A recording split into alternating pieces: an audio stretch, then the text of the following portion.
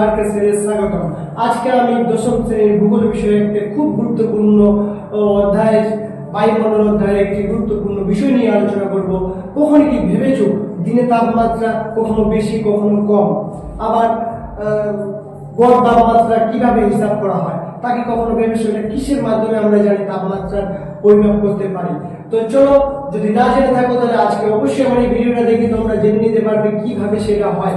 তো চলো দেরি না করে শুরু করা যাক। তো আজকে আমার ক্লাস হচ্ছে বায়ুমণ্ডল, দশম শ্রেণীর বায়ুমণ্ডলের পার্ট 5 নাম্বার ক্লাস চলছে।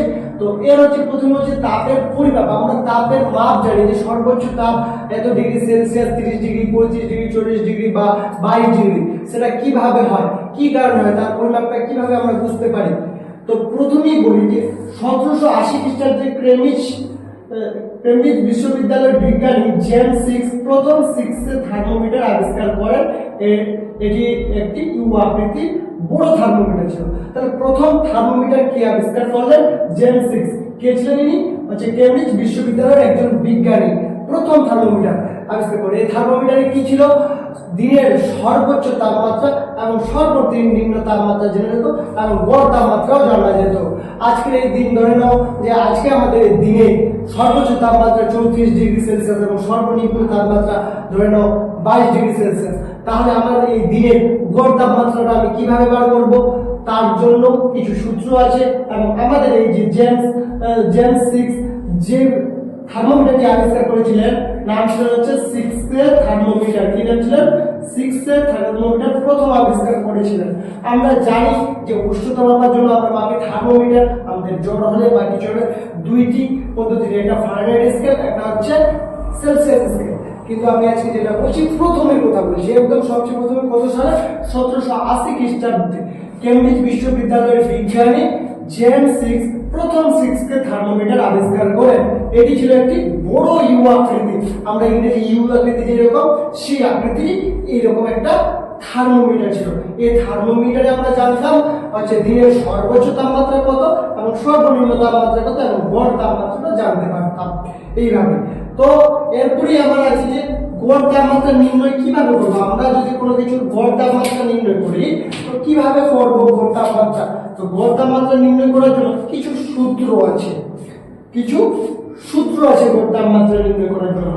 দৈনিক গড় তাপমাত্রার ক্ষেত্রে আলাদা সূত্র, মাসিক গড় তাপমাত্রার ক্ষেত্রে আলাদা সূত্র এবং বার্ষিক গড় তাপমাত্রার ক্ষেত্রে আলাদা সূত্র। তো দৈনিক গড় তাপমাত্রার ক্ষেত্রে কি সূত্র আছে? দৈনিক গড় তাপমাত্রার ক্ষেত্রে একটা সূত্র যে একটি দিনের সর্বোচ্চ তাপমাত্রা, একটা দিনের সর্বোচ্চ তাপমাত্রা ও সর্বনিম্ন তাপমাত্রার যোগ। তাহলে আজকে ধরে নাও, আজকে আমাদের যেমন ধরে নাও আমি বার করছি যে আজকে তো সর্বনিম্ন তাপমাত্রা এখন বুঝতে পারবো না আমরা, কালকেরটা দেখি। তো কালকে ধরে নাও যে সর্বোচ্চ তাপমাত্রা হয়েছিল 34 ডিগ্রি, ঠিক আছে, এবং সর্বনিম্ন তাপমাত্রা হয়েছিল 28 ডিগ্রি। তাহলে এটাকে যোগ যদি করি 4 12 12 2 1 3 5 6, তাহলে আমাদের গড় তাপমাত্রা ওই দিন হয়েছিল হচ্ছে সর্বোচ্চ এবং সর্বনিম্ন তাপমাত্রাকে যদি আমি হচ্ছে যোগ করি তাহলে আমার হবে 62 ডিগ্রি। তাহলে এই ডিগ্রি পড়ে আসবে। হ্যাঁ, এটাকে আগে অঙ্কটা করি। এবার বলেছে কি 2 দিয়ে ভাগ করতে। কত দিয়ে ভাগ করতে বলেছে? 2 দিয়ে। আমি যদি 2 দিয়ে ভাগ করি তাহলে আমার কত হবে? 2 দিয়ে যদি কাটাকাটি করি 31। তাহলে এতই আমার হচ্ছে আগামী গতকাল 31 ডিগ্রি সেলসিয়াস গড় তাপমাত্রা ছিল। তাহলে দৈনিক গড় তাপমাত্রা বার করার জন্য আমাদের কি করতে হবে? যেদিনে তোমরা হচ্ছে কি গড় তাপমাত্রা বার করবা, সেই দিনে হচ্ছে ওই দিনটা সর্বোচ্চ তাপমাত্রা জানবে এবং সর্বনিম্ন তাপমাত্রা জানবে। ওই দিন সর্বোচ্চ তাপমাত্রা কত হয়েছিল এবং সর্বনিম্ন তাপমাত্রা কত হয়েছিল, এই দুটো জিনিস জানবে। জানার পরে 2 দিয়ে ভাগ করে দেবে, ডাইরেক্ট 2 দিয়ে ভাগ করে দেবে। দেওয়ার পরে যে ভাগ করতে হবে সেটাই হচ্ছে ওই দৈনিক ওই দিনটার গড় তাপমাত্রা হয়ে যাবে। ঠিক আছে, এবার আসো আমরা মাসিক গড় তাপমাত্রা, যেটাকে বলা হয় মাসিক গড় তাপমাত্রা, আমরা কিভাবে বার করব? তো মাসিক গড় তাপমাত্রা বার করার জন্য আগে আমাদের কিন্তু দৈনিক গড় তাপমাত্রা বার করা জানতে হবে। তো আমি দৈনিক গড় তাপমাত্রা জানলাম, আর মাসিক গড় তাপমাত্রা বার করার নিয়ম। তো মাসিক গড় তাপমাত্রায় বলেছে মাসের প্রতিটি দিনের গড় তাপমাত্রার যোগফল। তাহলে আমার দেখলাম যে একদিন আমাদের 31 ডিগ্রি, একটা যে কোনো দিন ধরে নিলাম মঙ্গলবারে 31 ডিগ্রি সেলসিয়াস গড় তাপমাত্রা বেড়েছে। তো এইভাবে আমাদের 30টা বা 28টা বা 31টা তো আমাদের মাস হয়। তাহলে ওই যে বললো যে মাসের প্রতিটি দিনের যেতটা দিনের সেই মাস থাকবে, 30 দিনে থাকলে 30টা দিনের, 29 দিনে থাকলে 29টা দিনের, 28 দিনে থাকলে 28টা দিনের এবং 31 দিনে থাকলে 31টা দিনের।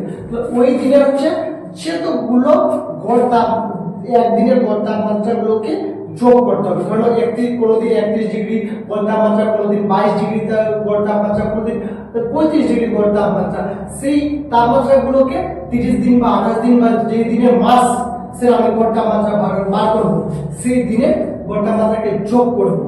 যোগ করার পরে যে যোগফলটা পাবো তার সঙ্গে ভাগ করব ওই মাসের দিনের সংখ্যার সঙ্গে। তাহলে ওর সঙ্গে আমি ভাগ করব কি ওই মাসের দিনের সংখ্যা। ধরো আমি হচ্ছে জানুয়ারি মাসের বার করছি, তাহলে আমরা জানি জানুয়ারি মাস হচ্ছে 31 মাস, আমাকে 31 দিয়ে ভাগ করতে হবে। যদি দেখছি আমরা ফেব্রুয়ারি মাস বার করছি, ফেব্রুয়ারি মাসের গড় তাপমাত্রা, তো ফেব্রুয়ারি মাসে যদি গড় তাপমাত্রা বার করি, যদি রিপিয়ারি বছর না হয় তাহলে আমার সেটা হবে 28 দিনের, আর যদি রিপিয়ারি বছর হয় তাহলে সেটা হবে 29 দিনের। তাহলে আমাকে আগে জানতে হবে সেই দিনের গড় তাপমাত্রা যে দিনটা বার করব সেটাতে কত দিনের মাস। যদি 30 দিনের হয় তাহলে 30টা গড় তাপমাত্রা থাকবে, তার যোগফল করে তার সঙ্গে 30 দিন ভাগ করে দিতে হবে।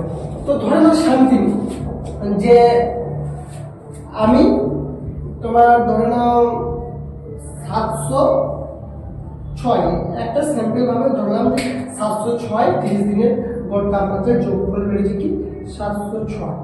ধরেন এটাকে আমি ভাগ করব কত 30 দিয়ে,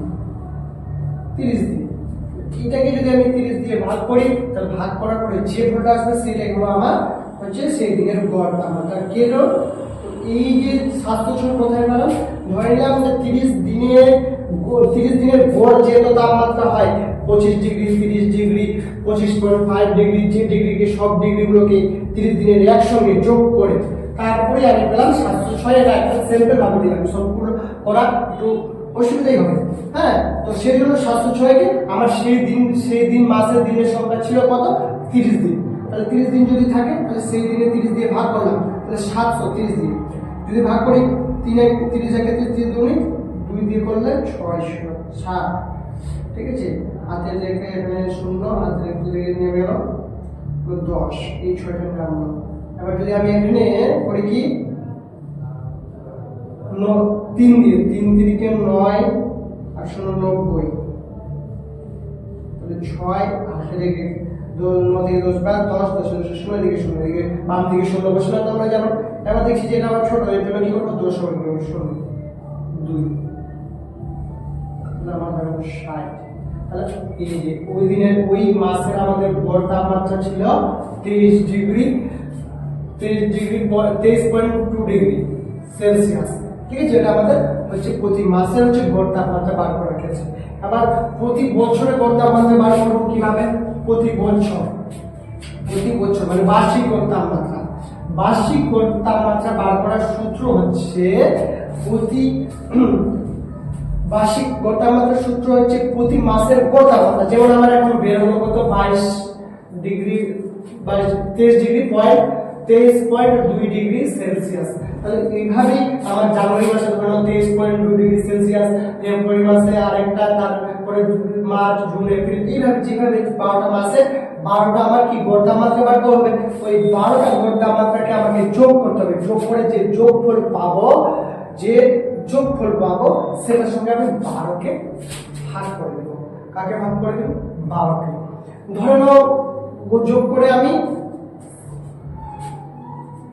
তো এরপরে আমরা গড় তাপমাত্রা বার করবো কিসের, বার্ষিক গড় তাপমাত্রা বার করবো। তো বার্ষিক গড় তাপমাত্রার যোগফল, তাহলে যেমন আমার আগের বার বাড়ানো জানুয়ারি মাসের তাপমাত্রা বেরোলো কত ডিগ্রি 23.2 ডিগ্রি সেলসিয়াস, ফেব্রুয়ারি মাসে ধরে নাও 25 ডিগ্রি সেলসিয়াস, জানুয়ারি মাসে এইভাবে করতে সবগুলোকে যদি আমি যোগ করি, যোগ করার পরে যদি ধরে নিলাম যে আমি পেলাম 412, এটার সঙ্গে ভাগ করবো আমি 12 দিয়ে ভাগ করবো। তাহলে আমি এটাকে 12 দিয়ে যদি ভাগ করি 412 ভাগ 12, 24, 3 × 36, 4 × 8, 3 বার নিলে তাহলে 3 × 36, 11 থেকে 6 বাদ দিলে 5 থাকলো 1 4 4 হয়ে গেল এখানে এই দুটোকে নিয়ে নিলাম 12 12 12 24 3 12 34 4 12 28 5 12 60 তাহলে 4 12 এখানে 4 যাবে 4 12 48 48 এখানে যদি 12 থেকে 48 8 বার তাহলে 4 দেখ চলে আসলো দশমিক এখানে দশমিক শূন্য নিলাম